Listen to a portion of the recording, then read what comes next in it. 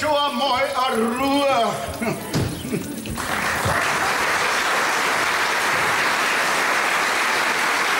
Da macht man einmal im Leben einen Anglerurlaub und du moserst und meckerst die ganze Zeit bloß rum. Sag einmal, Urlaub nennst du sowas? Für dich vielleicht, ja? Aber ich hock den ganzen Tag in dem depperten engen Wohnwagen rum. Ich hab dir schon 100-mal gesagt, ich möchte ans Wasser. Herrschaftszeit, du bist doch am Wasser. Mein Gott, na, Wasser nennt er diese trübe Brühe, wo einem schon in aller Früh Tausende von Mückengeschwader überfallen. Freilich, freilich. Die gnädige Frau müssen ja dauernd in der Ferne umeinander schweifen, nicht? Exotisch möchte man's gern haben. Die heimischen Seen und Gewässer, die tun's ja nicht mehr.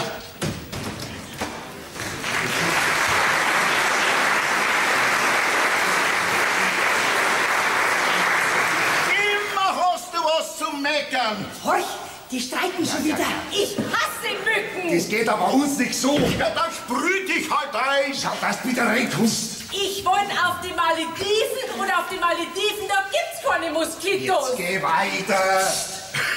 Oh, jetzt haben's aufgehört. Schau, dass dein Klo wieder rein tust. Oh, du machst doch hier bloß allerlei Dosen auf. Ja, aber warm machen muss es. Und abspulen muss ich auch. Ich wollte in ein Hotel, wo ich auch einmal bedient werde. Ja. Nächstes Jahr. Das hat das letzte Jahr schon gesagt.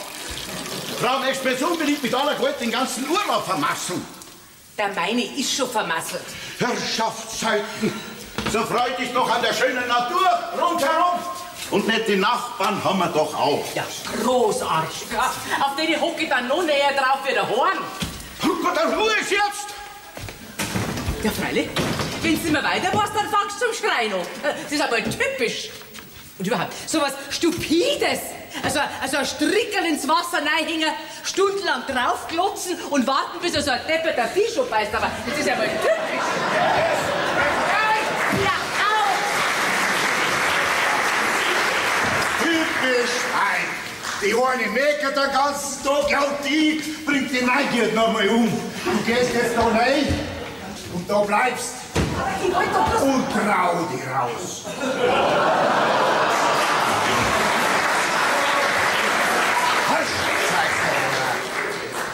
Da sehnt man sich das ganze Jahr nach einem stillen Platz am See und dann... Ach so, den da drüben sollte die Eier lösen. Herr Sterzler? Seid Sie soweit? Selbstverständlich bin ich soweit, Herr Nachbar. Entschuldigung, eine Frage, was haben Sie vor? Ja, angeln, was denn sonst? Und wo? Ja, wo wohl? Da im See. In dem Aufzug. Man hat mich in einem Sportfischerfachgeschäft eingehend beraten, was alles für eine komplette Angelausrüstung nötig ist. So. Also das da ist zum Beispiel einmal eine Hochseeangel, gell? Aber einen Haifisch oder einen Rochen werden sie aus unseren bayerischen Seen kaum raustun. Es wird die Fischwurst sein, ja. Ob die Angel lang oder kurz ist. Ja, wie es meinen, sagen Sie mal. Mein Gott, wenn es wenigstens eine Teleskopangel war. Teleskop, so ein Schmarrn. Ich will doch angeln und nicht zum Mond aufschauen. Naja, wie es meinen. Und was wollen Sie mit der Hosen da? Damit ich nicht nass werde, wenn ich ins Wasser warte.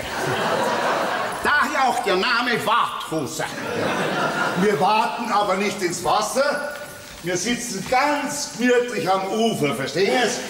Haben Sie Hockerl dabei? Ich brauch doch Hockerl nicht. Was? Ich hab selber noch Standfestigkeit genug. Naja, wie es meinen.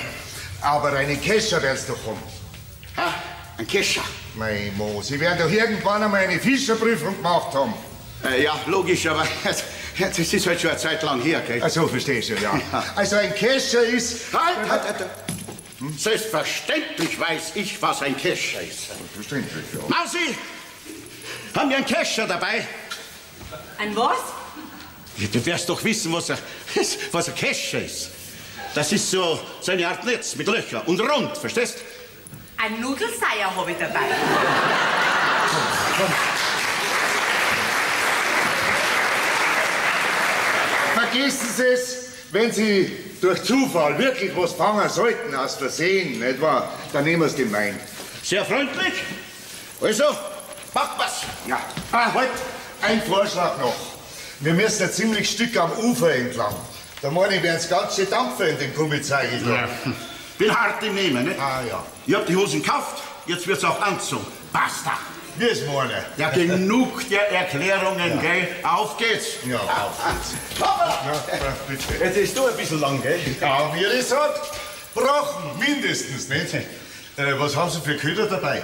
Da wir auf Karpfen gehen, logischerweise Blinker. Also erstens gehen wir nicht auf Karpfen und zweitens geht man auf Karpfen nicht mit Blinker. Und warum nicht? Och, ich geb's auf, was gehört. Gehen Sie einfach mit und tun Sie das, was ich tue, nicht wahr? Köder kriegst du auch von mir, ich hab Mais dabei. Was Mäuse? Womöglich doch Lebende. Nein, das sind nicht mit mir, gell? Ich bin kein Tierquäler. Doch, nicht Mäuse, Mais. Also, Mais, aber warum sagen Sie das nicht gleich? Also können wir jetzt endlich... Ja, bitte, mein Lieber, das kann ja heiter werden. Wally? Ja? Ich geh jetzt. Ja, ist schon recht, Bobbele. Bring mal schönes Fischerling mit, gell? Selbstverständlich. Ah, da schau her, der Herr Nachbar. Und bestens ausgerüstet. Fesch, sag ich. Na komm, geh mal, weil sonst wird die halt nicht mehr fertig. Servus, Bausi.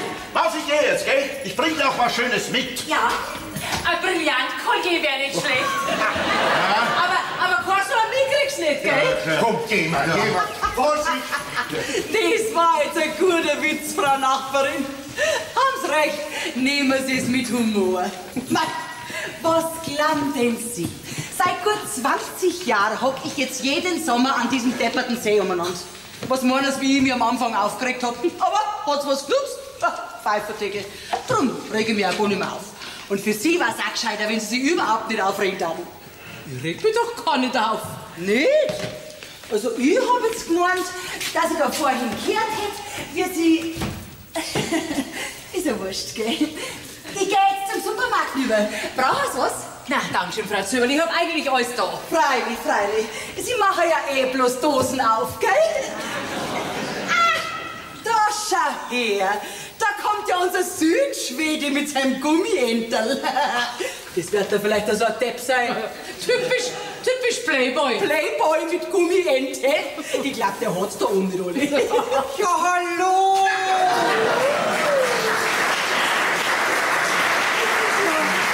Ja, einen wunderschönen guten Tag, die Damen. Na, gehen wir wieder ins Wasser? Ja, das ist mal anzunehmen, ne? Gestatten, Heinrich Hösler. Es freut mich ungemein, Sie an diesem Platz hier anzutreffen. Ja, wir's meinen. Wie Sie meinen. Ein nettes Ental haben Sie da. Wirklich sehr originell. Meinen Sie nicht, dass für Sie gescheiter war, wenn's Schwimmflügel hier da dann Wie bitte? hintun täterten? Wieso? Ja, ich will doch nicht fliegen. Nein, aber ich mein, Sie taten heute nicht so auffallen damit, Ja, gell? warum? Ja, zu Ihrer Information, meine Damen, ich kann natürlich schwimmen. Okay. Ich bin sogar staatlich geprüfter und international anerkannter Rettungsschwimmer. Baywatch an der Ostsee. Ja, und dieses Entlein ist ja sozusagen nur just for fun. Wenn Sie verstehen, was ich meine. Sie.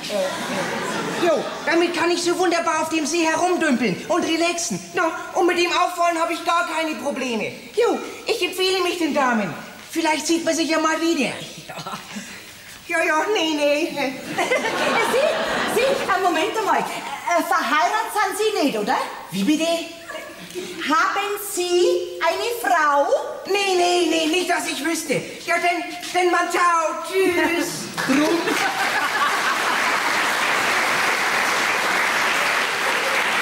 Das ist doch ganz klar, warum der das Anteil dran hat. Ja, der will auffallen. An dem ist ja sonst nichts dran. Den darf man ja glatt übersehen. Sehen Sie, Frau Zöberl, so stelle ich mir eine gute Nachbarschaft auf dem Campingplatz vor. Die Männer verstehen sich, weil sie das gleiche Hobby haben und wir vertragen uns auch, gell? Und Sie brauchen überhaupt keine Angst haben, Frau Sterzel. Ich kümmere mich um rein gar nichts, gell? Also ich wahre die Intimsphäre von einem jeden. Ich mein, wo kann man denn da auch hin, gell? Wenn man so eng aufeinander hockt. Braucht es wirklich nichts? Na, Frau Zöberl, wirklich nicht, Dankeschön. Ja. Aber hinterher braucht es mir nicht mehr kommen, gell? Gott, na, wie soll ich die Frau bloß 14 Tage lang aushalten? Ja, was mache ich jetzt den ganzen Tag? Das ist vielleicht Fahrt, glaubst du das? Mach was, ich nehme meinen Badeanzug und stürze mich in die Fluten. Bleibt mir ja nichts anderes über. Mama! Papa!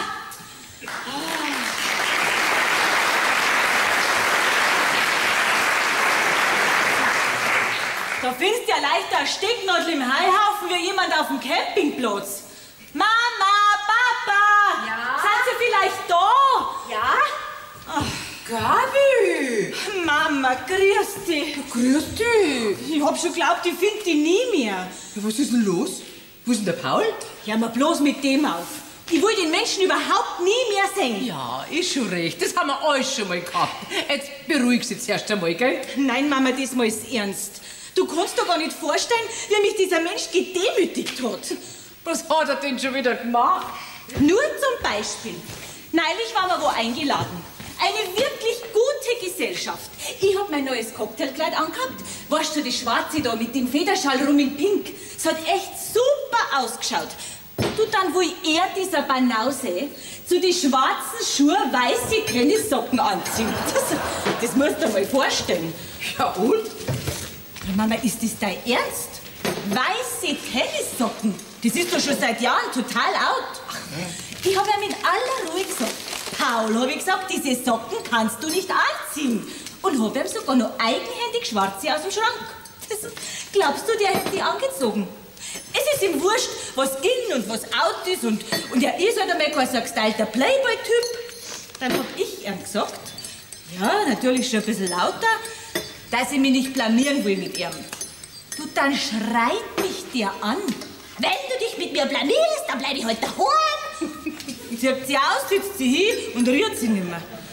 Ja, und dann haben wir zum Streiten angefangen. Und sowas nennst du tiefgreifende Probleme? Also, jetzt sag bloß, du hilfst zu ihm. Dann kann ich ja gleich wieder gehen. Ach, Schmarrn. Aber ich glaube halt einfach, dass du auch nicht ganz unschuldig bist. So, Was musst du denn jetzt machen? kann ich ein paar Tage da bleiben. Ich möchte ihn nicht gleich wieder sehen. Ich hab mir gedacht, nie mehr. Mindestens ein paar Tage nicht. Freilich kannst du da bleiben. Aber ein bisschen eng wird's halt werden da drin. Und ganz ehrlich gesagt, bei uns weht im Moment auch ein bisschen ein scharfer Wind. Okay. Angelurlaub. Du, ich verblöd schon langsam in dem Wohnwagen da drin und er vergnügt sich mit seinen Fischern. Aber Mama, solange es keine Backfischer sind.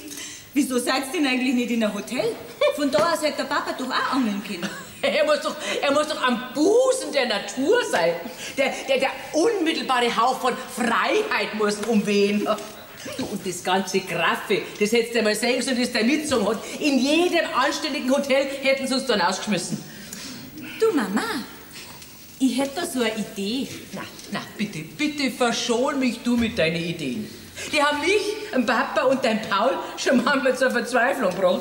Bitte erwähne diesen Namen nicht mehr in meiner Gegenwart.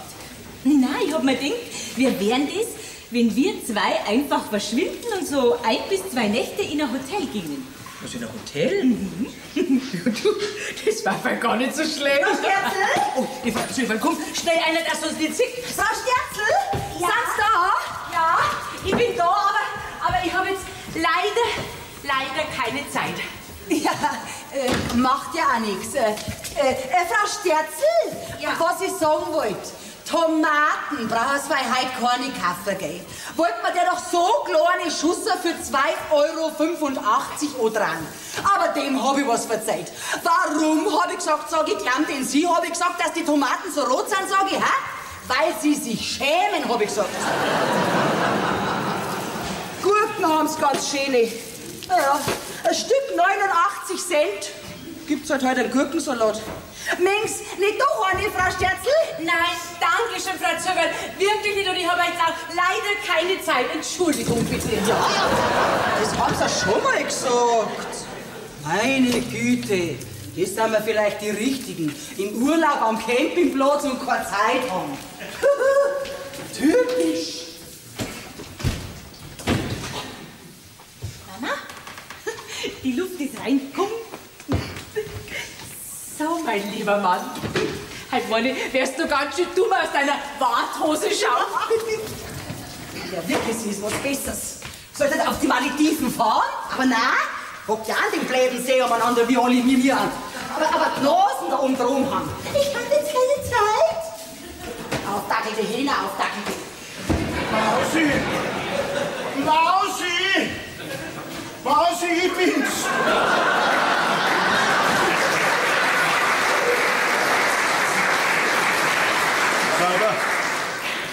Sauber, sag ich. So eine Sauerei. Mausi, kannst du mir nicht helfen? Ich bin ein bisschen nass geworden. Schaut's mich an, ich bin trocken wie ein frisch gewickeltes Baby. Sie hätten mir sagen können, dass das Ufer da so rutschig ist. Ich hab ja nicht gesagt, nehmen Sie ein Hockerl mit. Sagt der Hockerl, ich hab aber kein Hockerl nicht. Ja, dann waren Sie am Ufer geblieben. Aber nein, Sie müssen ja reinlatschen, soweit das geht, nicht? Dafür habe ich doch meine Warthose. Dass Sie jetzt bald schon los sind. Also irgendwo verstehe ich da die Logik nicht. Ja, was gibt's denn da zum Verstehen? Ich bin ausgerutscht und damit passt das. Ja. Übrigens, Sie hätten mir auch helfen können, um mich ans Ufer ziehen. Wissen Sie, wie schwierig das ist, wenn man die Hosen voll hat? Nein.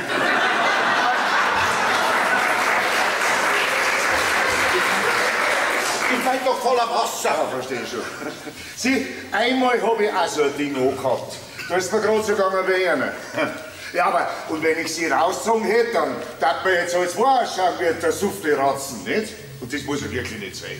Das freut mich jetzt aber, dass Sie auch nichts erwischt haben. Ja, aber nur weil Sie wie ein Froschmann im Wasser umeinander geplanscht haben, nicht wahr? Der ergreift doch jeder Fisch die Flucht. Meine Zehen sind schon ganz aufgeweicht und zusammengeschrumpelt. Ja, was soll ich denn jetzt machen? Ja, auf alle Fälle nicht übernachten in dem Taucheranzug da. Lassen Sie aber von Ihrem Weiberl raushelfen, nicht? Aber Vorsicht, nicht im Wohnwagen, weil es gibt eine Überschwemmung. Und das gibt Ärger. Das gibt Ärger. Das weiß ich schon selber auch. Stefan, nicht wahr sein. Lass mich jetzt die ganze Zeit da draußen zueinander stehen. Obwohl ich laut und deutlich um Hilfe gerufen habe. Mausi! Warum kommst du nicht raus zu mir? Die ist ja gar nicht da. Das ist so eine Frechheit. Ja, dann was mache ich jetzt? Na, vielleicht ist es gescheiter, wenn es mich so gar nicht sieht. Na, da kann ich in Ruhe trocknen und ihr sparen mir unpassende Bemerkungen. Ja, sie fix aber das zeigt das Papier einen Sekundenkleber. Das ist ja wie ein Vakuum. Das kriege ich ja ganz gar nicht runter. Ja, so ist es. Oh, Jesus. So. Oh, ja. Sauber, so sauber. Sauber. Ja, da fertig. Da sind ja mindestens 20 Liter Wasser drin. Ja, da haben wir schon. Katar kriege ich jetzt auch. Und niemand da, der mir einen heißen Tee kocht. So ist das halt im Leben, nicht? Wenn du jemanden brauchst, dann bist du verlassen. Ja, da ist ja ein Kaffee. 2 Tassen. Ja, wer war denn da? Ja, einen wunderschönen guten Tag, der Herr. Der ist mir schon vergangen. Wie bitte? Ja.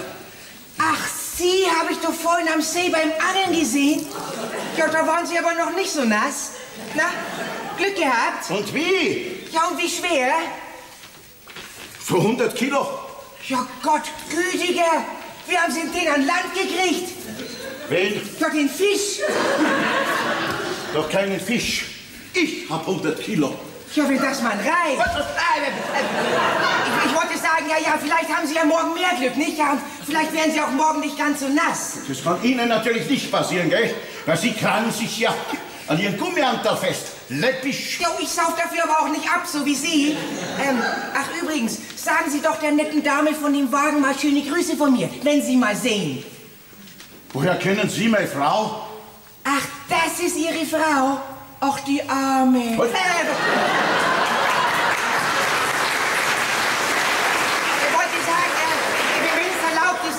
Ich hatte bereits das Vergnügen, ne? Jo, ich empfehle mich dann mal, ne?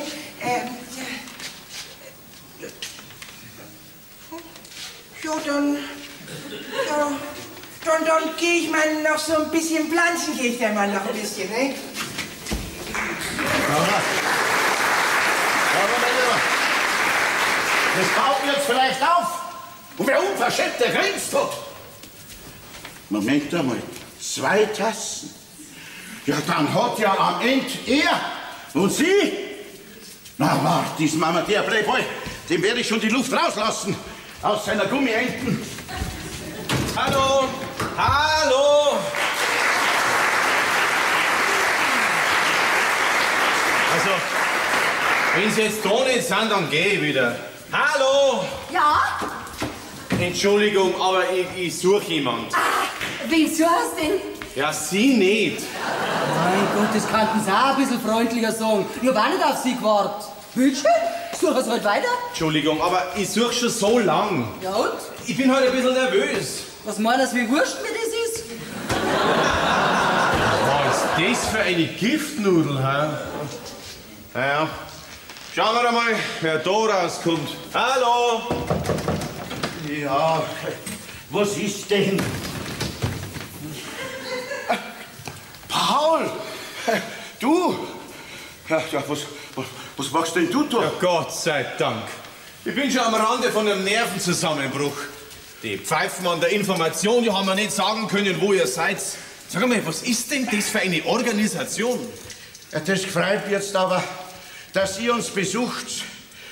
Ja, wo ist denn die Gabi? Ich bin allein da. Ach ja? Soll das heißen? Ja, wir haben wieder einmal gestritten. Öfter mal was Neues. Ich will ja wirklich nichts gegen deine Tochter sagen. Aber einen sturen Dickschädel hat die, der ist doch nichts zu übertreffen. Den hat sie von ihrer Mutter. Sie muss Recht behalten, auf Biegen und Brechen. Es ist zum Wahnsinnigwerden. Kenn ich. Wegen Kleinigkeiten fängt sie zum Streiten an. Und das nennt sie dann Ausdiskutieren. Ja. Ich sag das, vor lauter Ausdiskutieren kommen wir jetzt ja gar nichts anderem mehr. Ja, darum bringt sie ja keinen Nachwuchs zusammen, gell? Ich glaub schon fast selber. Glaub mir's.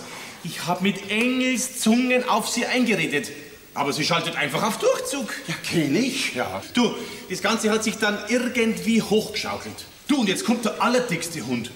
Packt sie einfach ihre 7 Sachen und haut ab. Ja, was sagst du jetzt da dazu? Hä? Nix.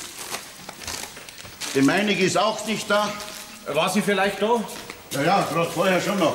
Was? Die Gabi? Nein, die Irmi. Ach so, sag's halt gleich. Ach, ist mir auch wurscht. Soll ich doch hingehen, wo sie will? Ich will sie nie mehr wiedersehen. Okay, so lang. Muss ich dich schon fragen, was machst denn eigentlich du da? Irgendwann muss sie wieder heimkommen, oder? Und dann bin ich nämlich nicht da. Okay, wo bist denn da? Bei euch natürlich. Ach so, ja, ja freilich. Also, meinetwegen. Ist schon recht. Und sie war wirklich nicht da? Nein. Da schau her. Da, diesen Wisch da hat bei mir hinterlassen. Obwohl ich ihr gesagt habe, dass ich ihr was mitbringe. Bin demnächst wieder zurück. Aha. Na schau her, die deinige schreibt wenigstens demnächst. Hast also noch Hoffnung? Meinige, die schreibt ja gar nichts. Mein Gott, und ich renn ja noch nach wie ein Hunderl. Häng die Zunge raus und lechze nach einem guten Wort. Keine. Ich sag das ehrlich, wenn ich geahnt hätte, wie anstrengend so eine Ehe ist, ich glaube, ich hätte es sein lassen. Was glaubst du, wie oft ich schon bei dieser Erkenntnis angelangt bin? Ja, nur ein Beispiel. Gerade erst passiert. Ich komme müde und erschöpft von einer langen, schwierigen Anglertour zurück. Bin los bis auf die Haut, durchgefroren. Wegen mangelndem Erfolgserlebnis frustriert. Freue mich auf eine liebevolle Zuwendung, was dann heißen Tee, etc., etc. Na, was finde ich vor? Eine leere Hütten und diesen Wisch da. Jetzt frage ich dich, mein lieber Schwiegersohn. Muss sein Mann dazu heiraten? Nein, muss er nicht. Ist aber noch nicht alles, gell? Pass auf, seit Jahren freue ich mich auf einen Anglerurlaub. Kauf mir eine Angelausrüstung, freue mich wie ein Bub. Was macht sie? Sie mosert und meckert die ganze Zeit bloß rum. Nichts passt ihr. Ein Fisch mag sie sowieso nicht. Dabei habe ich noch gar keinen gefangen. Und dann die vielen Nöten, die es hier gibt. Ja, und die Nachbarschaft behagt ihr nicht. Und jeden Tag muss sie eigenhändig eine Büchse Ravioli öffnen und sogar erwärmen. Stell dir einmal diese Zumutung vor. Du bist ja ein Unmensch. Ja, langsam glaube ich das schon selber. So lange wird Ihnen das eingetrichtert, dass er wie eine Gehirnwäsche. Aber Paul, schau. Schuld sind wir selber, weil wir nicht auf den Tisch hauen. Ja, ich glaube, das habe ich auch versäumt. Nein, du hättest eine Chance noch, wenn du endlich zeigst, wer der Herr im Haus ist. Ja, aber schau, genau das wollten wir eigentlich nicht. Wir wollten eine faire Partnerschaft. Probleme in Ruhe lösen, einander zuhören. Ja, sie redet und du hörst zu. Glaub mir's, ich liebe sie wirklich, die Gabi. Mein Gott, warum ist das alles bloß so schwer? Ich versuch doch erst gar nicht darüber nachzudenken. Du weißt, ich mag deine Schwiegermutter. Du meinst deine Frau? So kann man es auch sagen. Ja, ich liebe sie wirklich. Und darum stinkt er mal so, dass sie mich gerade heute in der schweren Stunde so allein da sitzen lassen. Ja, aber jetzt Schluss mit dem Selbstbemitleidungsschmarrn. Ja, wir sind doch harte Männer, nicht? Wir wissen doch, was lang geht. Wir lassen uns doch nicht wegen so einer Weiberlaune aus der Bahn werfen.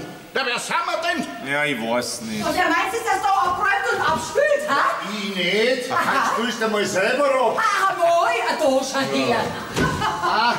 Guten Abend, die Herren. Ich muss da machen. Ist erlaubt, dass er wieder zusitzt. Ja, das ist unser Anglerexperte. Aber erwischt hat der halt auch nichts. Ja, ich lach morgen drüber, gell? Ja, was sehe ich denn da? 2 ausgewachsene Mannsbrüder und schlappen einen Kaffee. Ha? Ah, da muss sofort Abhilfe geschaffen werden. Das, weil das kein Saufgelage wird, gell? Alte, schneid ab. Ich kenn die. Ja, ich die ja. Ja, mein Lieber, da seht ihr's, Mann. Wir sind eigentlich alle miteinander Leidensgenossen, gell? Entschuldigen Sie schon, aber bei der räumlichen Enge auf so einem Campingplatz, da bleibt's nicht aus, dass man manchmal ein bisschen was mitkriegt, gell? Also, Prost. Prost.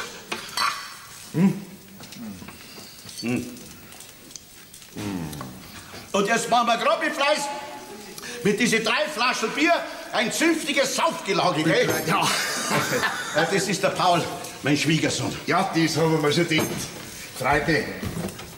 Okay, jetzt lassen Sie den Kopf nicht so hängen. Sieh, wenn Sie mal so lange verheiratet sind wie ich, dann regt Ihnen nichts mehr auf. Und schon gleich gar nicht, wenn die Frau Gemahlin einmal für eine Zeit lang von der Bildfläche verschwindet. Der hat doch mildert die Umstände, der ist doch jung verliebt. Und der glaubt halt, Tag und Nacht ist noch Jubel und Frohlocken. Ja. Oh mein, diese Illusion hat bei mir schon lang genommen.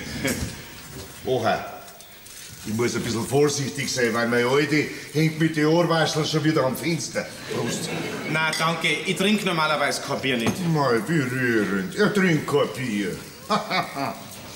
Du schaust ihn da und so nervös auf die Uhr. Wir gehen noch nicht ins Bett. Ja, das war ja nur das Schöne. Es geht doch nichts über eine gemütliche Männerrunde. Prost! Prost! Erich, sei mir nicht böse, aber ich hab keine Ruhe nicht. Ja, vielleicht ist die Gabi schon daheim und wartet auf mich. Ich meine, es könnte ja sein. He? Du Abtrünniger, du! Sieh, nur nicht die Weiber nachlaufen, weil das vertrankst du mich nicht. Ich lauf hier doch nicht nach. Ah, ja. Nein, ich gehe einfach ganz langsam heim und... Ja, und wartest schön brav ab und wann das liebe Weiberl wieder zum häuslichen Herd zurückkehrt. Erich, eines musst du mir versprechen. Auf unsere Männerehre. Sollte die Gabi vielleicht da auftauchen, du sagst keinen Ton, dass ich da war. Ich bin doch kein Waschweib. Schwöre. Weil wenn sie schon davongelaufen ist, dann braucht sie nicht wissen, dass ich ihr nachgelaufen bin. Und das sogar 2-mal. Ja, weil das wäre psychologisch gesehen ganz schlecht. Kann ich mich auf dein Wort verlassen? Du kannst. Kein Wort kommt über meine Lippen. Ja, ich kenne dich gleich gar nicht. Gut, also, ich pack's dann jetzt, gell? Erich, vielen Dank für dein Verständnis. Also, bis irgendwann dann, gell? Ja, ich schätze halt dann bis morgen, gell? Und halt die Ohren steif. Ja. Da geht er hin. Und immer kehrt er wieder. Ja. Sagen Sie mal, Herr Nachbar, wann ist mir eigentlich auch einmal so blöd? Wir sind's heute noch.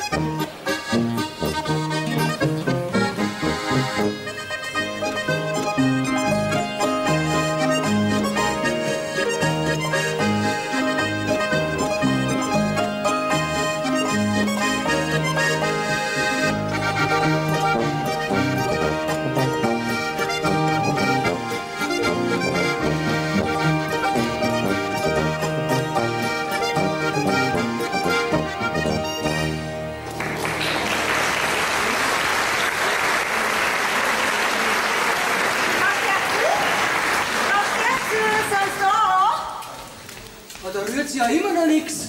Das gibt's doch nicht. Das schaut doch gerade so aus, als wenn sie die ganze Nacht nicht daheim gewesen war. Die müssen irgendwann ganz fürchterlich gestritten haben.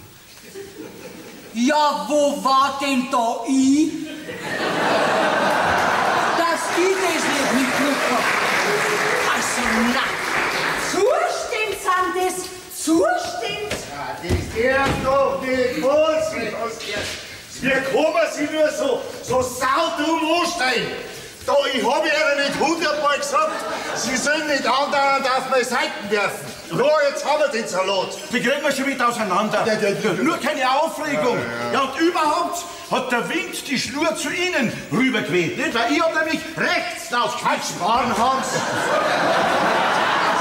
Zu mir haben's rübergeworfen. Gibt nicht sowas,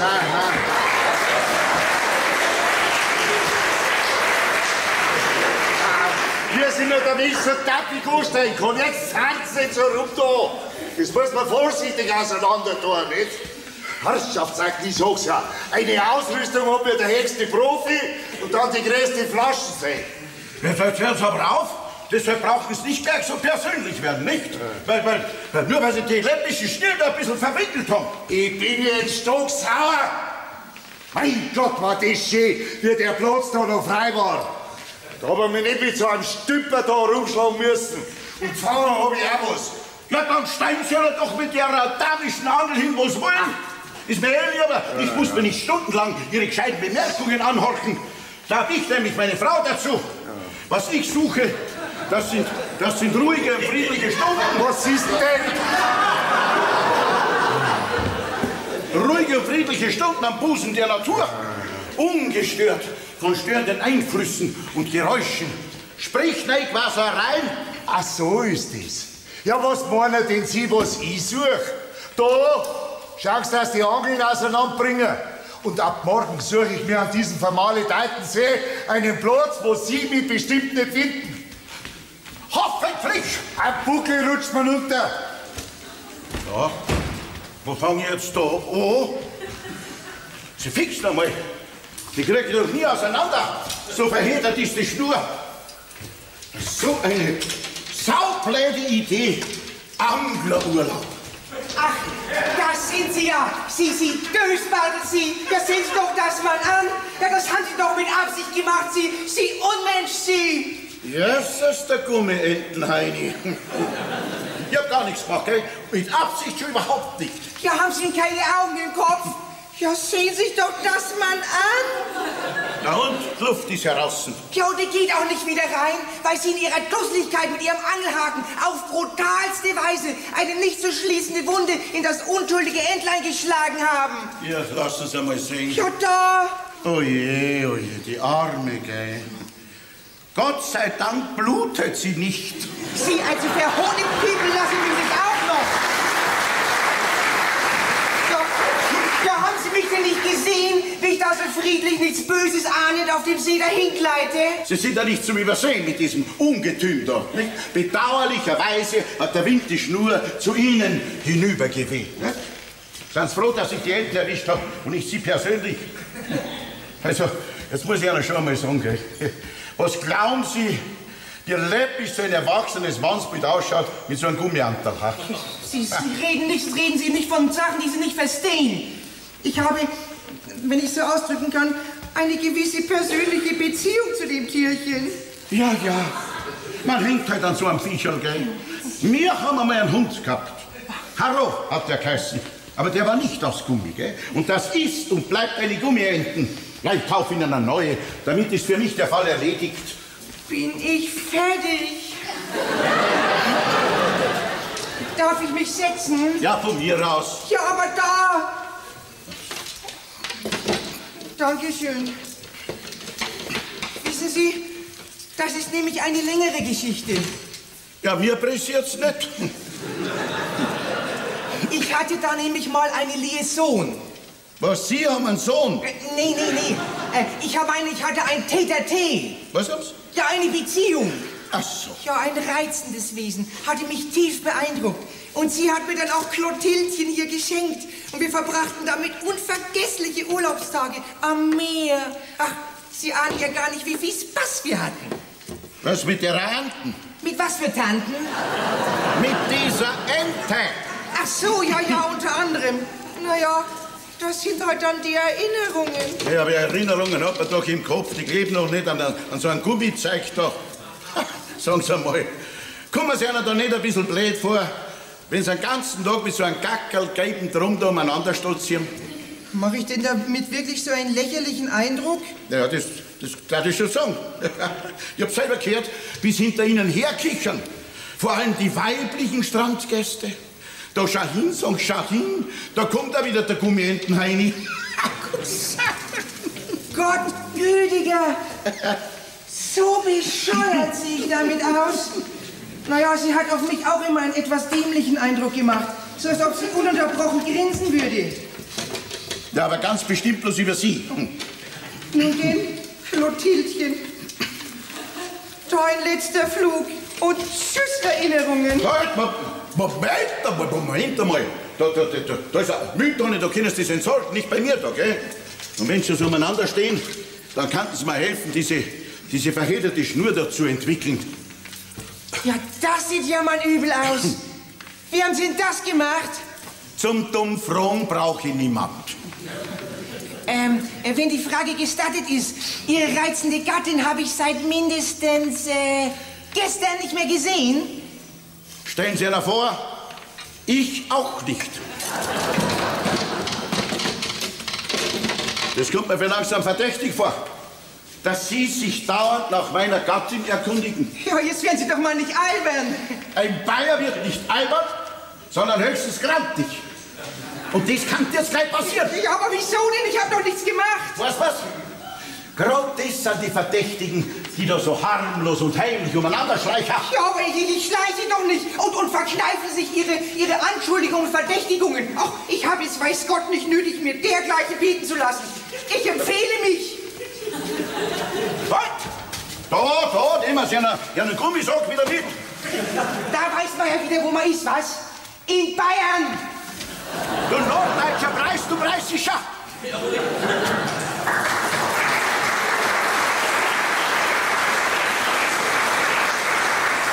Wer ist bloß auf diese saublöde Idee gekommen mit diesem Anglerurlaub? Na, Herr Nachbar, sind wir fertig? Kriegst nicht auseinander. So verheddert ist die Schnur. Tja, mei, da braucht man Geduld dazu, gell? Und vor allem Fingerspitzengefühl. Gerade wie beim Auswerfen. Aber wissen Sie was? Morgen mieten wir uns ein Boot und dann gehen wir auf Grund. Da kann sowas nicht passieren. Was, auf Grund? Ja, freilich. Ja, aber da saufen wir ja. Ich nehme an, dass das jetzt ein Witz hätte sein sollen. Weil so dumm können nicht einmal Sie sein. Geben Sie mir das Zeug da. Ich sitze hinterm Wagen, da habe ich meine Ruhe. Dankeschön. Ja, bitteschön. Weil Sie mit Ihren Würstelfinger hätten die ja nie auseinandergebracht. So, was mache jetzt ich? Ohne Angel und ohne Frau. Papa, grüß dich. Gabi-Maus! Jesus! Hab ich erfreut, dass du da bist. Und ich erst. Sag einmal, vermisst nicht manchmal ein bisschen deine kleine Gabi-Maus? Und wir? Du wärst doch manchmal mein einziger Trost und mein einziger Halt. Ja, bloß siege dir halt viel zu selten. Ja, das geht halt nicht anders, das weißt du. Ach, du fehlst mir manchmal so. Aber du mir doch auch. Komm, Gabi-Maus, komm. Geh mal ein bisschen rein. Ja. Was, Gabi-Maus? Da drin, da ist ja wirklich Jo, das musst du gesehen haben. Jetzt sind die zwei doch tatsächlich auch noch reingegangen. Ja, dann sehe ich ja so nichts. Also so eine Schamlosigkeit. Zuerst busseln sie sich da in aller Öffentlichkeit ab und dann gehen sie auch noch rein. Was die da drin wohl machen? Das geht uns nichts an. Sie Fixhaberei. Doch, ich muss wissen, wann die wieder rauskommen. Mein Gott, diese arme Frau hat ja von nichts eine Ahnung. Aber der kennt die schon länger. So wie die sich an sein Haus gehängt hat. Dieses Flietschein, das Ausgeschammte. Aber den alten Dackel, denen gefällt das natürlich. Und dann gehen wir jetzt auch noch rein. Ja, gibt's denn das auch?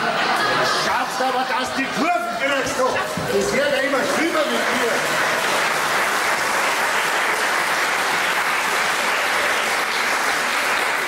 Kapierst denn du gar nix?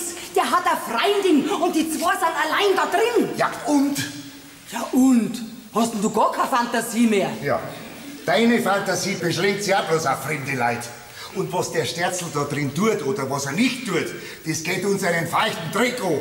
Und schrei nicht umeinander. Freilich, halt's nur zusammen, ihr Mannsbrüder, gell? Seid alle miteinander Schlawiner. Na, jetzt steigst du aber ab, gell? Hab ich jemals eine Freundin gehabt? Hab ich dich jemals betrogen? Ich Depp.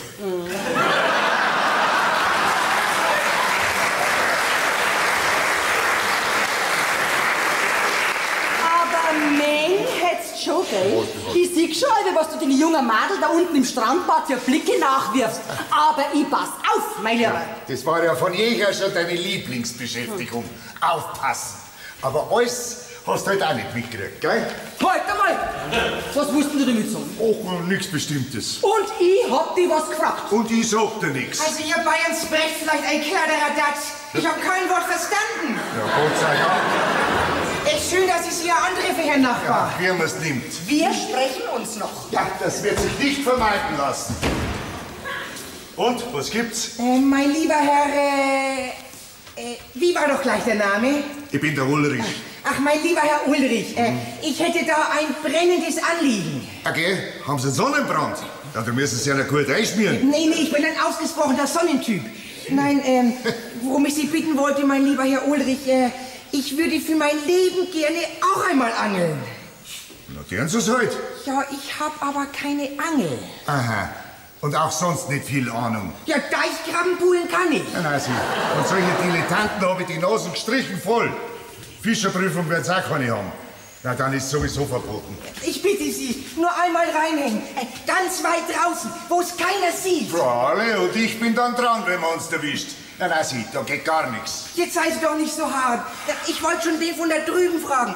Aber der ist eben nicht so gebildet wie Sie. Geh weiter. Zum Angeln braucht man keine Bildung. Und Honig braucht man auch keinen ums Maul schmieren. Na, jetzt schauen's doch nicht so. Wissen Sie was? Ich bin bald fertig mit meinen Angeln. Dann können wir uns in einer halben Stunde am See unten treffen. Ich danke Ihnen. Nein, jetzt machst du uns mehr Geschrei da.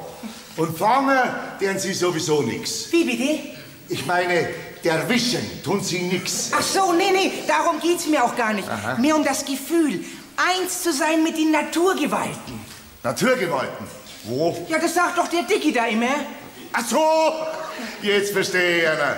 Ja, nachdem sie kein Gummienterl mehr haben, müssen sie einer halt woanders einhalten, gell? Und wenn es eine Angel ist. Einen Vogel hat halt jeder. Wie bitte? Ich meine, in einer halben Stunde am See unten. Jawohl, Herr Kaloin, ich werde pünktlich zur Stelle sein. Ich darf angeln, ich darf angeln! Hey! Sie, und kommen Sie mir ja nicht in einer Warthose daher, gell? Mein Lieber, dieses Jahr ist schon der Wurm drin. Lauter Wahnsinnige. Halt! Du bleibst da und stehst mir jetzt Rede und Antwort. Doch, Ali, ich gehe jetzt zu meiner Arbeit. Was weiß ich nicht? Ha? Hast du vielleicht einmal eine andere gehabt? Neben dir? Na, wirklich nicht. Weil wer dich hat, der braucht sonst nichts mehr.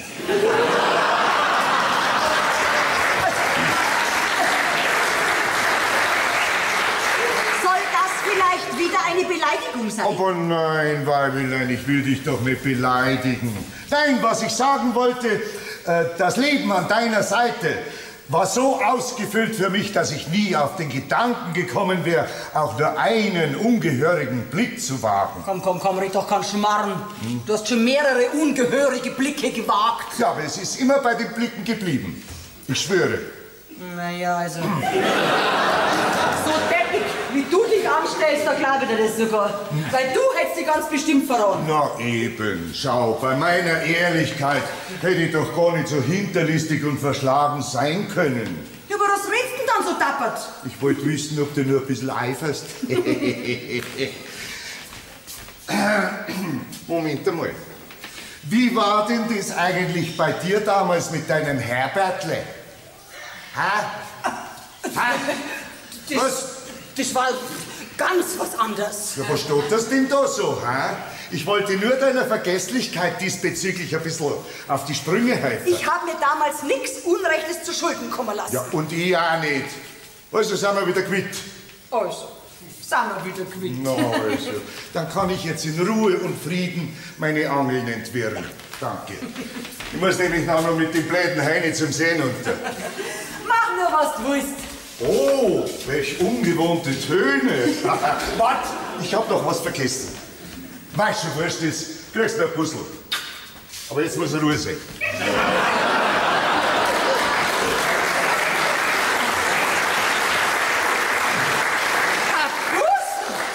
Was? Dann hat er ja doch ein schlechtes Gewissen. Und gehorcht wird nicht mehr, verstanden? Freilich. Gut. Aber freilich sonst nichts mehr, gell? Das Einzige, was mir im Leben noch Spaß macht, hat ich mir verbieten lassen. Ja, wahrscheinlich hast du recht. Die kommen ja schon wieder. Alle haben recht. So, jetzt macht ihr keine Sorgen mehr. Schließlich wird ja alles wieder in Ordnung kommen. Ich bin ja auch noch da. Gott sei Dank weiß ich immer wohin. Dank dir recht schön. Also dann, Pfirti. Wenn's passt, schau ich noch mal vorbei. Und Petri heil. Du, nicht frech, gell? Nicht frech! Also, Vierte, komm heute bald wieder. Wenn's da passt. Mein Gabimaus. Dich, wenn ich nicht hätte. Freilich, wenn's passt, gell? Wenn die Frau nicht daheim ist. Mein Gott, wer hätte das gedacht? So ein netter und sympathischer Mann. Ja, aber schuld sind ja bloß diese Flitscher, gell? Die Herren mit Eier aufgesonnen rumgekriegt haben. Ja. Und unsere alten Deppen, denen gefällt das.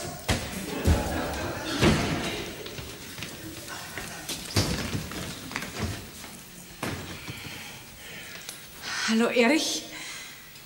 Ach, du bist das bloß. Brauchst du einen Kaffee? Mehr hast du mir nicht zum Sagen. Und, was soll ich sagen? Ja, ich war immerhin eine ganze Nacht lang weg. Ah, du warst weg? Ist mir gar nicht aufgefallen. Also, da bleibt mir doch gleich die Spucke weg. Und du hast dir nicht einmal Sorgen gemacht. Na, warum? Bist du ja wieder da? Und wenn ich jetzt noch nicht da wäre, was wäre dann? Nein, dann kommst du halt morgen oder übermorgen, oder? Machst du jetzt einen Kaffee? Ach, so ist es. Dann stört dich das also gar nicht, wenn ich einfach mal so verschwinde. Warum? Du hast mir doch so reizende Zeilen hinterlassen. Komme demnächst. Also wirst du demnächst wieder kommen. Ehrlich gesagt, ich habe dich noch gar nicht erwartet. Das ist eine bodenlose Unverschämtheit. Aber gut, wenn das ja so ist, dann kann ich gleich wieder gehen. Na, das Kaffee kannst du mit mir trinken. Zugültigst, aber auf dein Kaffee ist jetzt abpfiffen. Ja, was ist jetzt? Magst du jetzt einen Kaffee oder magst du keinen? Ach, mach doch, was du willst. Ja, nicht, dass ich das wäre mache und du bist dann nicht mehr da. Sag einmal, sind jetzt das deine einzigen Sorgen? Eine Tasse Kaffee, mehr oder weniger? Was regst du dich denn so künstlich auf? Mache ich dir vielleicht irgendwelche Vorwürfe? Das ist ja gerade, weil du mir keine Vorwürfe machst. Mit allem habe ich gerechnet, aber nicht mit deiner coolen Überheblichkeit. Ich habe gedacht, du schreist mich an, du möchtest wissen, wo ich war. Und? Wo warst du? Das geht dir gar nicht so. Jetzt nicht mehr. Na, siehst das. Ich mag jetzt einen Kaffee. Du wage nicht noch einmal das Wort Kaffee zu erwähnen. Hättest mir ja vielleicht nur zum Beispiel einfach so in den Arm nehmen können und sagen, dass du froh bist, dass ich wieder da bin. Hätte ich, wollte ich aber nicht. Und warum nicht? Das kann ich dir ganz genau sagen. Weil das eine bodenlose Frechheit ist, dem Ehemann so eine Wicht zu hinterlassen und dann einfach zu verschwinden. Sag einmal, habe ich dir irgendeinen Grund gegeben zu so einer hirnlosen Aktion? Sprich, na, sag nix. Weißt du, was man das nach dem Gesetz heißt? Böswilliges Verlassen heißt man sowas. Und ich ahnungsloser Trottel. Ich komme müde, erschöpft, hungrig, durchnässt heim, freue mich auf eine liebevolle Begrüßung. Und was finde ich vor? Diesen Wisch doch. Hab ich das vielleicht verdient? Jetzt kannst du was sagen, wenn dir was einfällt. Aber Erich, ich wollte doch nur... Ja, und ich wollte auch nur einmal einen friedlichen, beschaulichen Anglerurlaub an einem stillen Platz mit dir. Ja, was habe ich? Ein ewig keifendes, giftspritzendes Weib. So schlimm ist jetzt auch wieder nicht. Ach, du erwartest von mir, dass ich vielleicht vor lauter Glückseligkeit in die Knie gehe. Nur weil wir dann geruhen, bei mir mal wieder aufzukreuzen. Nein, nicht mit mir, gell? Nicht mit mir! Ich hab mich halt geärgert. Weil ich den ganzen Tag nichts anderes her als wir angeln und fischen und Köder und Haken. Und jetzt liegen die Würmer im Kühlschrank sogar noch direkt neben der Wurst. Das war mir einfach zu viel. Und wegen solch einer Bagatelle verlässt du einfach deinen Ehemann. Du, das ist aber traurig, gell? Das ist sehr traurig. Wo warst du überhaupt? Das ist jetzt auch schon wurscht, jetzt bin ich ja wieder da. Ja, muss jetzt öfter mit so pubertären Ausrutschern rechnen. Ich glaub nicht. Hab ich dir nicht doch ein bisschen gefällt? Bisschen ist leicht unterdrehen. Und die Elendwanne. Einsam. Verlassen.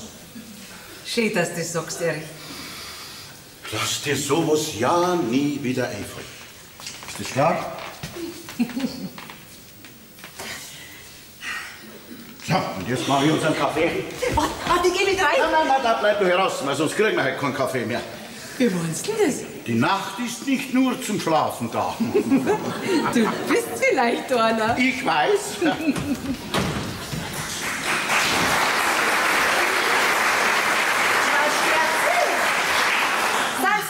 Du liebe Zeit, ja. Wie Sie sehen, bin ich da. Wann's weggehen, weil ich sie gar nicht mehr gesehen habe. Naja, manchmal muss man die Ketten schon durchbeißen gehen. Naja, und die Mannsbrüder sind ja auch immer so beschäftigt mit irgendwas. Manchmal fällt es einer gar nicht auf, wenn man nicht da ist. Stellen Sie sich vor, mein Mann ist schon aufgefallen, dass er nicht da war. Der hat mich sogar vermisst. Okay, da schau her. Das war mir jetzt gar nicht aufgefallen. Was wollen Sie damit sagen? Ach, nichts Bestimmtes. Es ist ja nur so, dass man sozusagen zwangsläufig, ob man will oder nicht, gell, so einiges mitkriegt. Ja, Sie ganz bestimmt. Aber wissen Sie, Frau Zöberl, eigentlich interessiert mich das gar nicht, was Sie alles so mitkriegen. Ja, das glaube ich jetzt wieder nicht, weil Sie ja gar nicht wissen, was ich mitgekriegt habe. Ja, Sie werden schon so lange keine Ruhe nicht geben, bis wir es erzählen können. Stimmt's? Ja, also im Prinzip kann es mir ja wurscht sein, was Ihr Mann so treibt. Was soll denn das? Mein Mann treibt nichts. Und jetzt rennt schon endlich, bevor es noch dran ersticken. Also eigentlich geht mich das Ganze ja gar nichts an, gell? Aber sozusagen aus nachbarschaftlicher Freundschaft bin ich Ihnen das ja quasi schuldig. Was denn? Er hat eine andere. Wer? Ja, wer schon? Ihr Mann, der schöne Erich. Jetzt hören Sie aber auf, gell? Ja, genau das habe ich mir auch gesagt. Wann hören denn die endlich einmal auf? Aber nein, hier mitten in aller Öffentlichkeit hat sie das Flitschel an sein Häuschen gehängt. Und er hat's abtatschen, überall, wo er es noch gerade erwischt hat. Und dann hat er noch gesagt, dass sie sein einziger Halt und sein einziger Trost ist. Das darf doch nicht wahr sein. Genau das habe ich mir auch gedacht. Das darf doch nicht wahr sein, wo doch der so eine nette und liebevolle Frau hat, die ihn so treu umsorgt und er lässt sich von seinem Fliehschalter verführen. Aber das Schlimmste kommt ja noch. Was? Wie es einer da draußen anscheinend zu brenzlig geworden ist, da sind die miteinander da drin verschwunden. Was? In unserem Wohnwagen? In unserem Wohnwagen. Ich meine natürlich in Ihrem Wohnwagen. Mein Gott, Frau Sterzel, Sie tun mir ja so leid. Aber Sie müssen jetzt der bitteren Wahrheit schonungslos ins Auge schauen.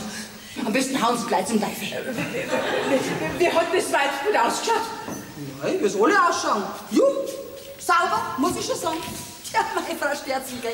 Ab einem gewissen Alter können wir Ehefrauen halt einfach nicht mehr mithalten. Haxel hat die gehabt, so gerne. Haxel, die haben wir gleich gar nicht mehr aufgehört, so lang war die. So was gefällt unsere Männer halt besser. Ja, tut mir leid, Frau Sterzel. Da können Sie halt nicht mehr mithalten.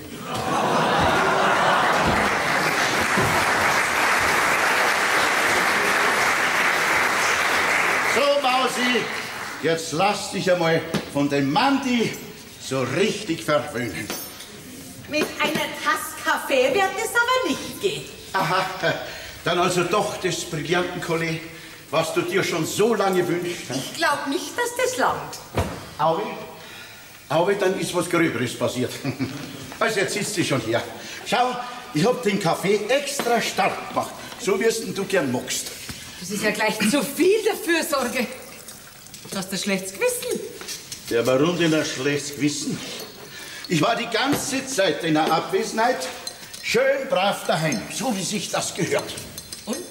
Allein? Ja, der Zöberl der war heute einmal kurz da, nicht? Und der Dings da. Herrgott, weißt du, der mit der Gummienten. Na, warum fragst du so komisch? Nur so. Und du hast nicht zufällig jemanden vergessen, der auch da war? Jetzt möchte ich aber schon wissen, warum du auf einmal so spinnst. Gerade haben wir Herr Nachbar! Jetzt sehen sich doch das mal an. Da bleibt Ihnen mal die Spucke weg, was? Ja, wo hat denn der Preis den Fischer? Man möchte es nicht für möglich halten, gell?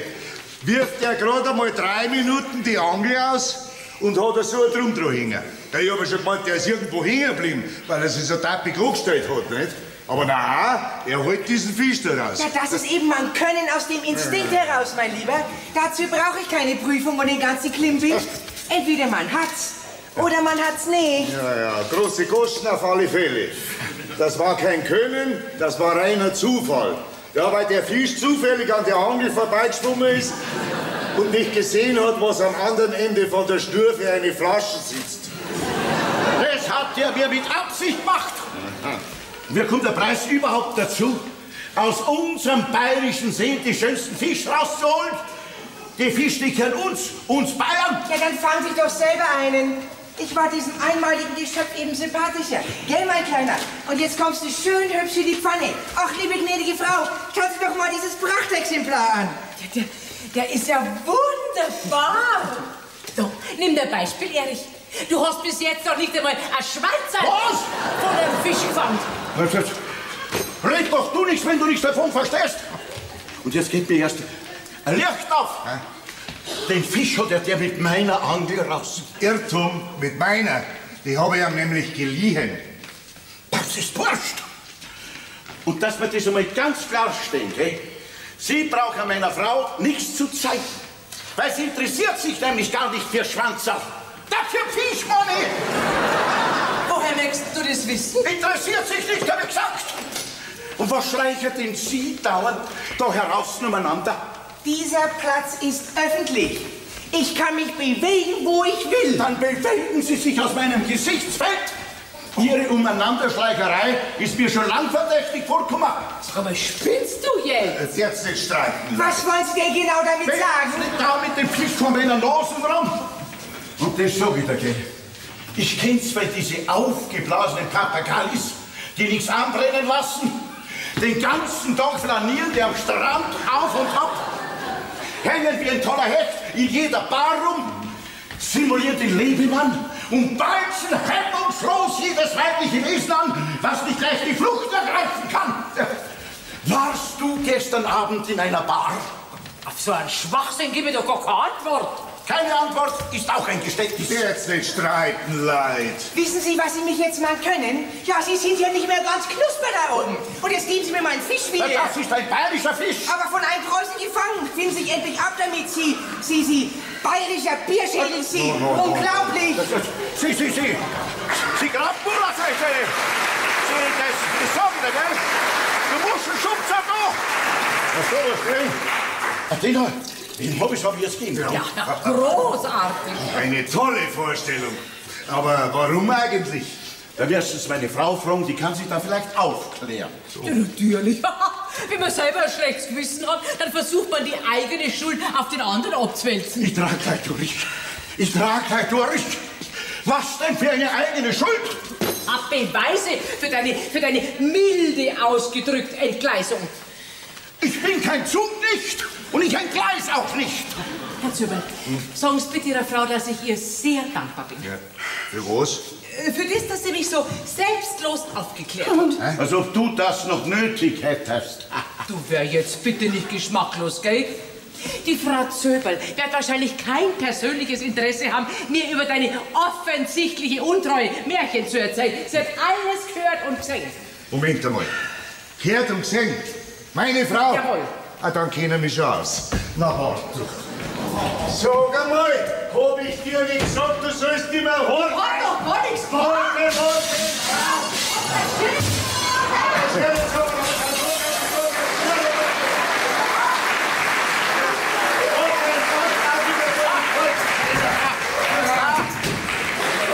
Jetzt haben's zugemacht, gell?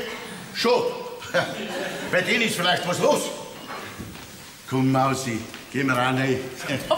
Du wirst doch nicht im Ernst glauben, dass ich mit dir nur da reingehe. Nein. Ich schlaf heute Nacht da heraus. Ja, sag einmal, war das jetzt alles dein Ernst, was du da gesagt hast? Und auch, du hast mich doch auch verdächtigt, dass ich mit diesem komischen Gummientenheini da was am Hut hätte. Nein, mein Lieber, solange da nicht sämtliche Unklarheiten beseitigt sind wir zwei gescheite Leute. Bitte? Wenn du unbedingt weiterspinnen willst. So. Ja. Aufblasen kannst du selber. Wünsche angenehme Ruhe. Ich möchte jetzt eine Erklärung. Da gibt's nichts zu erklären und nichts aufzuklären. Ach ja, und wegen der Mücken.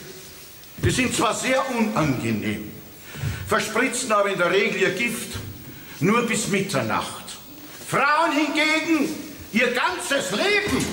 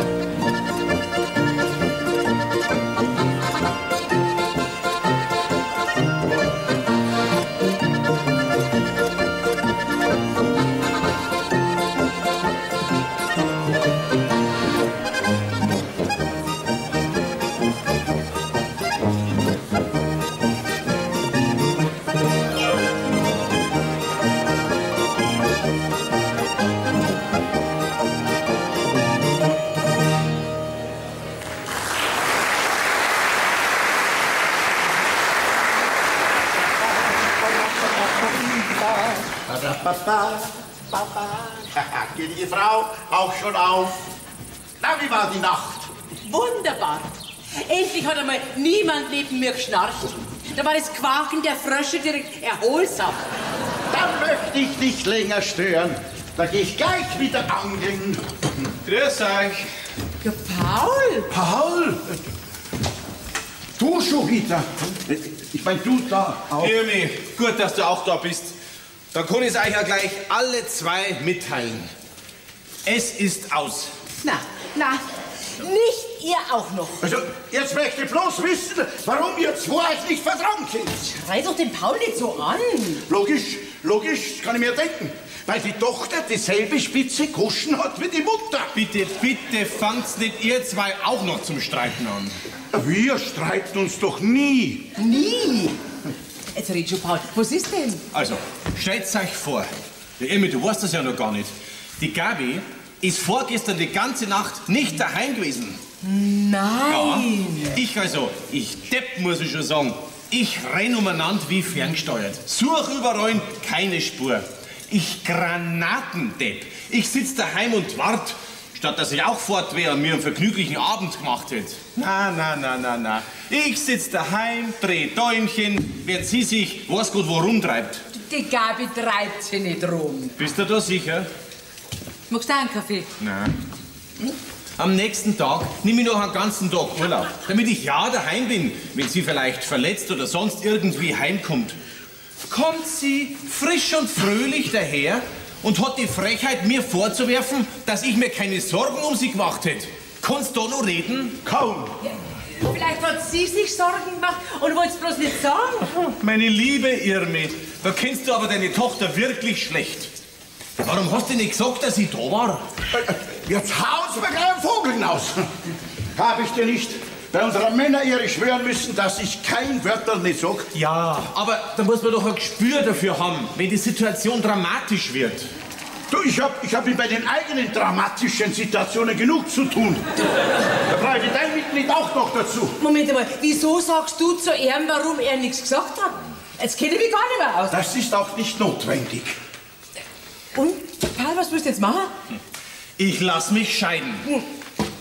Oh Gott, das würde er hat so gerade erst geheiratet. Ja, und was uns die Hochzeit kostet hat, davon möchte ich gar nichts reden. Ich kann einfach nimmer. Die Gabi macht mich seelisch und nervlich kaputt. Ach, Paul, geh weiter, es wird schon wieder. Was glaubst du, wie oft ich schon so weit war? Ich möchte doch bloß beruhigen, nicht? Komm, Paul, jetzt gehst du mit mir angeln, das beruhigt. Na, ich hasse Angeln. Ja, dann schaust zu, das beruhigt auch. Nein, das regt mich auf. Jetzt lassen heute, dass er bei mir da bleibt. Ich hab immer Verständnis für dich, gell, Paul? Also, das ist ein Problem unter Männern. Die können nur Männer untereinander lösen, nicht? So. Wir Frauen haben ja in einer Ehe nichts zum Mitreden. Frau, jetzt wirst schon wieder unsachlich. Paul, komm, wir gehen. Also gut, von mir aus. Sollte die Gabi auftauchen, was soll ich dann sagen? Dass ich schon beim Anwalt bin, für dich. Gott, na, was soll denn das noch werden? Das ist vielleicht ein Urlaub. Und sowas nennt sich dann die schönsten Wochen des Jahres. Frau Sterzel, sind's da? Ja, freilich bin ich da. Wo soll ich denn sonst sein? Ja, da haben Sie recht, gell? Ist irgendwas? Ja, Frau Sterzel, ich wollte Sie fragen, Sie kommen nicht zufällig zum Supermarkt über? Doch, grad geh. Brauchen Sie was? Ja, könnten Sie mir vielleicht 2 Dosen Ravioli mitbringen? Da schau her. Macht man auch mal eine Büchsen auf. Ja, immer mag man ja auch nicht am Herd stehen und kochen gehen. Und außerdem geht's mir heute noch nicht so gut. Sie, Frau Zöberl, wie war jetzt das eigentlich genau mit meinem Mann und dem Flitschall da? Ja, mei, so genau habe ich das auch wieder nicht gesehen. Und außerdem sage ich nichts mehr. Nie mehr sag ich was. Keine Angst. Das erfahre ich schon noch. Von mir? Aha, nicht da. So, mein lieber Paul, das war's dann wohl. Niemand da? Naja, ist eh wurscht. Ich bleib jedenfalls. Und wenn ich unterm Wagen auf der Luftmatratze schlafen muss. Hallöchen. Ui, eine junge Dame. Ja, Entschuldigung. Keine Ursache. Ist irgendwas? Wir kennen uns noch nicht. Heinrich Hösler. Sie campen auch hier? Naja, wie man es nimmt. Was tragen Sie denn da spazieren? Ja, die Sache ist die, ich habe da ein kleines bis mittleres Problem. Hab ich auch. Ja, aber das Ihre ist mit Sicherheit leichter zu lösen, wie das meine. Sehen Sie, ich hatte das große Anglerglück, ein Prachtexemplar von einem Fisch zu fangen. Ja, sehen Sie sich doch den mal an. Boah. Ja, aber leider bin ich als Junggeselle nicht darauf eingerichtet, daraus irgendetwas Essbares zu machen.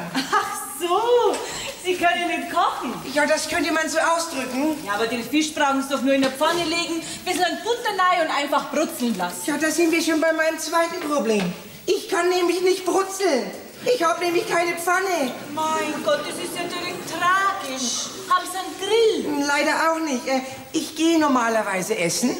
Schlimm, schlimm. Da fangt man einen Fisch und weiß nicht, wohin damit. Ja, was mache ich denn da? Ja, was machen wir denn? Ja, ich dachte schon an die Möglichkeit, ob die nette Dame von dem Wagen dort mir in irgendeiner Art und Weise Hilfestellung leisten könnte. Ist sie denn nicht da? Nein, die ist nicht da. Ach, schade. So eine nette Frau. Naja, aber vielleicht ist es auch besser so. Wissen Sie, Ihr Mann ist nämlich ein äußerst unangenehmer Zeitgenosse. Wirklich? Ja, da könnte ich Ihnen eine Story erzählen. Darf ich? Ja, bitte. Dankeschön. Und das stellt mir der Typ doch wirklich, ich hätte es auf seine Frau abgesehen. Ja, stellen Sie doch das mal vor. Ja, und dann beschimpft er mich auch noch auf die übelste Art und Weise. Ja, dabei habe ich mit der netten Dame nur ein paar ganz belanglose Worte gesnackt, ne? Was? Geredet, ne? Ja.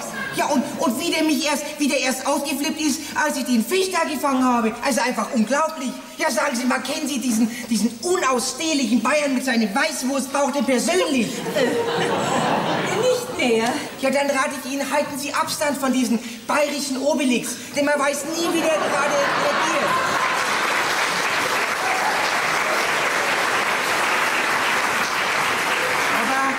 Aber Sie bleiben doch hoffentlich länger. Unbestimmt. Ohne Ihnen zu nahe treten zu wollen, Frau oder Fräulein? Uninteressant. Einfach nur Gabi. Gabi, wie hübsch. Ja, für Gabi tu ich alles. Ja, ohne Sie bedrängen zu wollen, aber sollten Sie die Zeit hier quasi solo verbringen und sollte Ihnen meine bescheidene Begleitung nicht direkt unangenehm sein, dann... Jetzt halten Sie doch keine so geschraubten Vorreden. Kommen Sie doch zur Sache. Ja? Sie wollen sich mit mir treffen. Ja, das auch. Ja, wie herrlich unkompliziert Sie das auf den Punkt bringen. Ja? Wissen Sie, diese bayerische Bevölkerung ist ja größtenteils sehr gewöhnungsbedürftig. Aber diese herzerfrischende Offenheit, es hat einen nicht zu verachtenden Reiz. Bei der Damenwelt natürlich. Darf ich hoffen? Man soll die Hoffnung nie aufgeben. Vielleicht schon heute Abend? Vielleicht, wenn ihr nichts Besseres vorhabt. Ja, was gibt's denn Besseres, als sich von Heini verwöhnen zu lassen? An mangelndem Selbstbewusstsein leiden Sie wirklich nicht. Und womit dachten Sie denn so, mich zu verwöhnen? Naja, mit allem, was Ihr Herz begehrt. Ein exzellentes Abendessen, Dessert, die Cocktailkarte rauf und wieder runter. Da bin ich mit Sicherheit so blau, dass ich keinen Schritt mehr gehen kann. Ja, dann werde ich Sie auf Händen zurücktragen. Also, das müsste man ja direkt drauf ankommen lassen. Sie machen mich zum glücklichsten Menschen der Welt. Da ist ja schon wieder das Flietschein. Macht ja nicht mehr vom Preisen heute. Das muss ich leider versterzen sollen. Liebe Gabi, wann darf ich Sie denn heute Abend von wo abholen? Das weiß ich noch nicht so genau. Ich gebe Ihnen dann Bescheid. Ja, aber Sie wissen doch gar nicht, wie Sie mich erreichen können. Dann sagen Sie mir's heute. Also, Sie gehen da entlang, dann den dritten Weg nach rechts und dann ist der 4. Stellplatz. Ist nicht zu übersehen, es hängt eine kaputte gelbe Gummiente an der Tür. Wieso das? Ja, das ist eine längere Geschichte. Sie können mich aber auch über Handy erreichen. 0199 669 9966.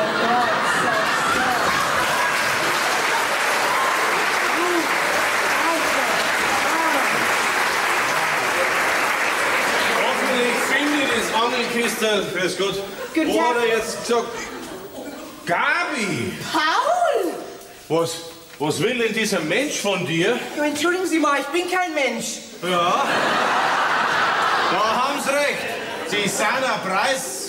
Und außerdem gehört es sich nicht, in ein intimes Gespräch zu platzen. Sie pflegen sie. Intim? Oh, Entschuldigung.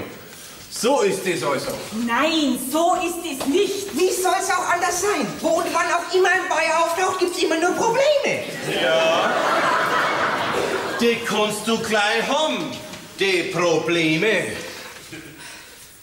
Nee, lieber nicht. Fräulein Gabi, ich warte dann auf Ihre Nachricht. Ich empfehle mich. Ein bisschen plötzlich.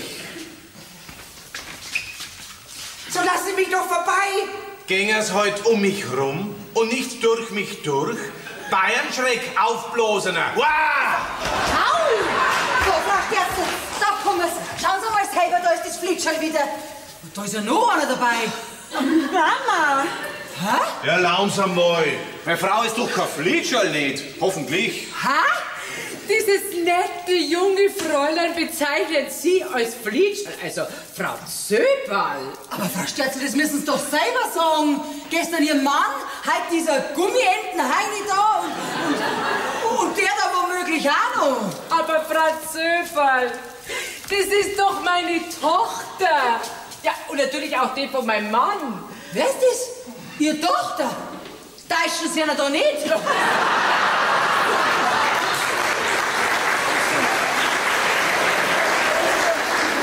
Ich glaub, mir ist heute schon wieder nicht so ganz gut. Das ist ja unglaublich. Wie ich diesem Gespräch unschwer entnehmen konnte, ist Ihnen dieser Herr dort nicht ganz unbekannt? Vergessen Sie es. Ich bin nur Ihr Mann. Nicht weiter wichtig. Ja, aber mit Ihnen spreche ich auch nicht. Gehe ich nun recht in der Annahme, dass das für heute Abend geplante Rendezvous damit hinfällig ist? Wenigstens das hat er begriffen. Ja, das könnte einem aber auch mal früher gesagt werden, was? Ja, da weiß man wieder, wo man ist. In Bayern!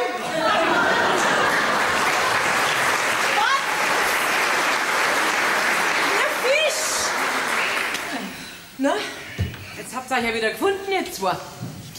Und, wie schaut's aus? Ich wollte nur am Erich sein Angelkisteln holen. Und ich wollte fragen, ob ich da bleiben kann bei euch. Für immer. Wir bleiben aber nicht für immer auf dem Campingplatz. Mama, du verstehst mich schon. Nein, ich verstehe dich nicht. Ich verstehe euch alle zwei nicht. Aber Mama, du hast mich doch bis jetzt immer verstanden. Ja, aber irgendwann ist einmal Schluss. Das ewige Hin und Her zwischen euch. Einmal da vertragt euch, da fresst euch fast vor Liebe. Ja, das war einmal. Bitte, da hörst du das selber. Kindereien sind das. Werd's denn ihr nie erwachsen? Man kann doch in einer Ehe nicht wegen jeder Kleinigkeit gleich auf- und davonlaufen und von Scheidung reden. Ihr habt scheinbar noch nie wirklich große Probleme gehabt. Sonst hat es euch nämlich vergehen, auch nur beim Hauch von einem Windel gleich das Handtuch zu schmeißen. Ich kann euch was sagen. Im Lauf der Jahre kommen noch Orkane auf euch zu. Das dürft ihr mir glauben. Das liegt alles nur an seinem Dickkopf. Ja, aber an deinem schon auch. Ja, da bin ich jetzt ganz deiner Meinung, Paul. Wenn jetzt der Paul keinen Dickkopf hätte und sich nicht auch durchsitzen darf, war es da auch nicht recht, weil er dann ein Waschlappen wäre. Und wenn sie keinen hätte, dann wär's dir bestimmt mit der Zeit fad und langweilig. Also Schluss jetzt, vertragt's euch. Aber er ist doch schuld. Und dann hat er mir sogar noch was nachgeschmissen. Ja, deinen alten, verhauten Schmuse-Teddybär, weil er dir wichtiger ist als ich, ja? Und was bitte, was magst denn du, ha? Du schmeißt den Aschenbecher in unseren schönen neuen Glasschrank rein. Das hat hat mir sowieso noch nie gefallen. Wer bitte hat denn gesagt, dass er schlicht und einfach will? Und der Glasschrank, der ist schlicht und einfach. Ich habe mich nur gefügt, wie immer. Außerdem ist der nicht schlicht, sondern stinklangweilig. Bitte, bitte, da hörst du das. So macht sie mir's immer. Ich kann sagen und machen, was ich will. Es ist immer verkehrt. Die Frau, die macht mich nur wahnsinnig. Die bringt mir doch immer Verstand. Jetzt pass mal auf, Gabi. Der Papa und ich, wir lieben dich wirklich über alles. Aber schon langsam habe ich das Gefühl, dass du ein bisschen zu viel davon erwischt hast. Besonders dein Papa, der hat dir nie irgendeinen Wunsch abgeschlagen. Und das war ein Fehler. Ja, verzogen ist. Also, ich war euch immer dankbar für alles. Dann sei es jetzt auch für so einen liebevollen, anständigen, deine Launen geduldig ertragenden Ehemann. Denn so wahr ich deine Mama bin, weißt du, was ich jetzt am liebsten tat? die ein paar anständige runterhauen, damit sie dein Dickkopf ein bisschen zurechtrückt. Also Mama! So, jetzt gehe ich ins Strandcafé auf ein Cappuccino. Und wenn ich zurückkomme und es herrscht doch kein Waffenstillstand und Friede und Eintracht, dann gehe ich erst einmal so richtig aus mir raus. Das darfst du mir glauben. Nimm dein Beispiel an deine Eltern. Wir streiten nie.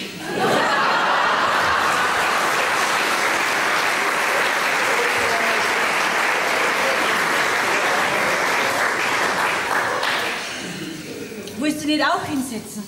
Na, der Erich, der wartet auf sein Angelkistel. Lassen warten.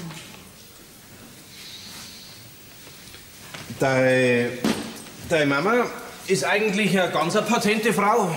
Klar, weil sie mir zu dir ruft. Also wenn du so anfängst, dann kann ich auch gleich wieder gehen. Na, bleib da. Bitte.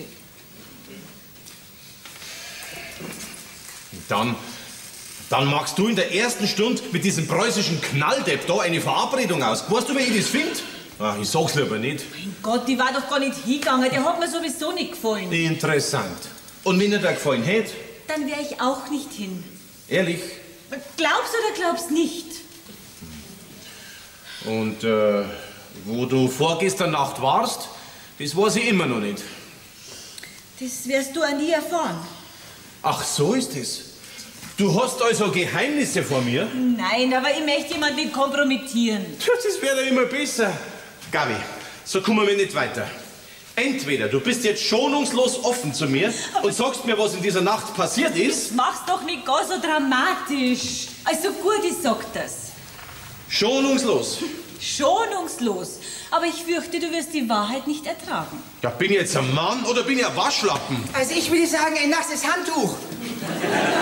Und mein Fisch brauchen Sie auch nicht. Was hat der gesagt? Was bin ich? Ha? Ein Mann natürlich. Und zwar mein Mann. Also, ich war mit der Mama in einem Hotel. Mit deiner Mama? Wieso das? Ja, weil sie auch Ärger gehabt hat mit dem Papa. Okay, unmöglich. Sie hat doch gerade gesagt, sie streiten sich nie. Tja, mei, alles darf man uns Frauen halt nicht glauben.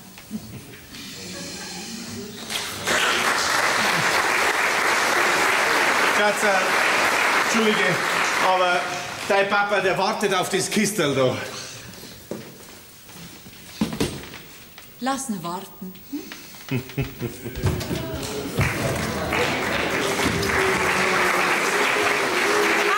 Lieben! Hallo, ich bin wieder da. Na, wo sind Sie denn jetzt? Psst, Da geht das nicht rein. Was haben die Jungen drüben? Ihnen entgeht aber auch gar nichts, gell, Frau Zöberl? Ja, mei, was kann denn ich dafür, wenn das Fenster akkurat da rausgeht? Und wenn ich da stehe und abspüle, dann muss ich da rausschauen, ob ich will oder nicht. Aber bitteschön, gehen Sie doch rein und stören Sie das junge Glück. Weiß der Geier bei was? Bitteschön. Ja. Und Fantasie haben Sie auch eine rechte Regel, gell? Da braucht man keine Fantasie, wenn man die gesehen hat. Frau Zöberl, das junge Paar hat sich gestritten und jetzt versöhnen sie sich wieder. Das ist doch schön. Oder kennen Sie sowas aus Ihrer Ehe nicht? Mein Gott, das ist schon so lange her. Das Versöhnen, meine ich. Streiten da wir noch öfter. Okay. Dass Sie meinen Mann so schwer verdächtigt haben, das war für schon ein starkes Stück. Also, was ich gesehen habe ich gesehen. Was sehen und wissen sind zwei Paar Stiefeln. Und wenn man nichts weiß, dann soll man am besten seinen Mund halten. Meinen das nicht auch? Also, Sie reden Sie leicht. Was soll ich den ganzen Tag machen, wenn ich immer so allein bin? Ja. Und wenn jetzt unsere Ehe deshalb auseinandergegangen war, das wäre Ihnen doch auch nicht recht, oder? Das war doch nie passiert, Frau Sterzel. Ihr Mann hat doch gewusst, dass er bloß seine eigene Tochter abpuzzelt hat. Ja, aber ich hab doch das nicht gewusst. Also eine Logik haben Sie. Da kann man gleich lachen, wenn es nicht so tragisch war. Sind Sie jetzt wieder gut mit ihm? Ach, woher denn? Wie er halt in der Früh weg ist, hab doch ich noch nicht gewusst, dass das Fliegschall da meine Tochter ist. Tut mir leid, Frau Sterzel, das wollte ich nicht. Ich hab mit meinem Mann sowieso einen Mordskrach deswegen. Der hat mir vielleicht einen ganz schönen Marsch blasen. Dabei hab ich's doch bloß gut gemeint. Ja, Schwamm drüber. Wollt ihr einen Kaffee? Oh ja, gern. Aber wo wollen Sie den herbringen? Ja, von da drin halt. Geht nicht. Die Junge. Sie sind vielleicht eine Marke. Weiß ich. Mir entgeht nix. Jermi! Was ist denn jetzt schon wieder los? Ihr bist der Kescher! Ich hab einen! Was hast? Der hat einen riesen Fisch an der Angel! Mein Gott, mein Mann hat jeden Tag einen, wenn der immer so ein Geblär machen darf. Kinder, macht's auf, ich muss rein. Wir brauchen Kescher. Frau Sterzel, lassen Sie die Jungen. Nehmen Sie den von meinem Mann. Dankeschön. Erich, wo bist du? Der geht da am Ufer! Aber schick den, kommt ihn nicht mehr lang halten! Tausends, Frau Sterzel, tausends. Oh, was ist denn los? Ihr Papa hat einen Fisch gefangen. Was? Und da macht er so einen Aufstand. Ja, mein Gott, wenn's der erste Fisch seines Lebens ist. Also, Sie sind wirklich ein nettes Paar. So ein Glück! Das ist so ein Glück! Jetzt aus Weg! Mir tut der Arm schon weh! Ja.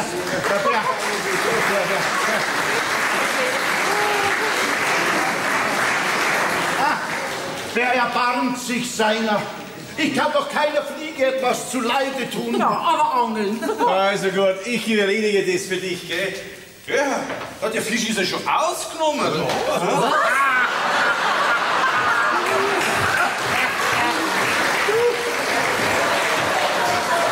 Das ist aber eine komische Fischart, ha? Ja. Und da ist ja auch ein Zettel auch noch dran an dem Fisch. 14 Tage Anglerurlaub. Was ist denn? Nichts gefangen, nur geschwommen. Drum hab ich den Fisch gleich ausgenommen. Ja, dieses Prachtexemplar hab ich aus ihrem bayerischen Seen geklaut. Als Wiedergutmachung habe ich eine Languste aufgetaut. Ja, Fischerkönig sind sie leider nicht geworden. Trotzdem sagt Petri Heil, der Gummientenheini aus dem Norden.